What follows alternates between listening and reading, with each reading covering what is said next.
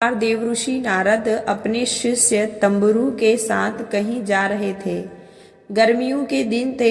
एक प्याऊ से उन्होंने पानी पिया और पीपल के पेड़ की छाया में जा बैठे। इतने में एक कसाई वहां से 25-30 बकरों को लेकर गुजरा। उसमें एक बकरा एक दुकान पर चढ़कर मोठ खाने पड़ा। उस दुकान पर नाम लिखा था कंगालचंद सेठ। दुकानदार का बकरे पर ध्यान जाते ही उसने बकरे के कान पकड़कर 2-4 घूंसे मार दिए। बकरा बें बें बें बें करने लगा और उसके मुंह में से सारे मोठ गिर पड़े।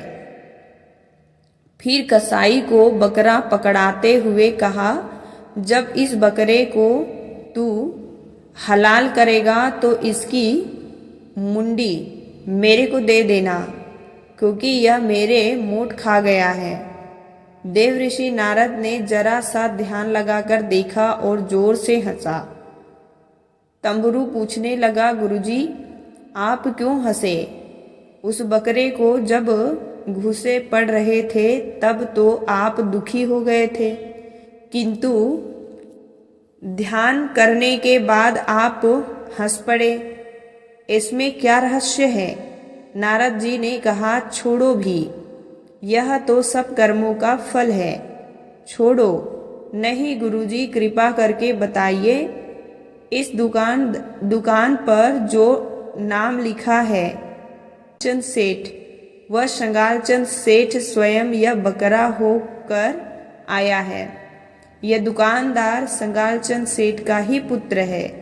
सेठ मरकर बकरा हुआ और इस दुकान से अपना पुराना संबंध समझकर इस पर मोठ खाने गया। उसके बेटे ने ही उसको मार कर भगा दिया। मैंने देखा कि 30 बकरों में से कोई दुकान पर नहीं गया। फिर यह क्यों गया? वक्त इसलिए ध्यान करके देखा तो पता चला कि उसका पुराना संबंध था। जिस बेटे के लिए सगालचंद सेठ ने इतना कमाया था, वही बेटा मोठ के 4 दाने को भी नहीं खाने देता और गलती से खा लिए है तो मुंडी मांग रहा है। बाप की इसलिए कर्म की गति और मनुष्य के मोह पर मुझे हंसी आ रही है। अपने अपने कर्मों का फल को प्रत्येक प्राणी को भोगना ही पड़ता है और इस जन्म के रिश्ते नाते मृत्यु के साथ ही मिट जाते हैं, कोई काम नहीं आता है।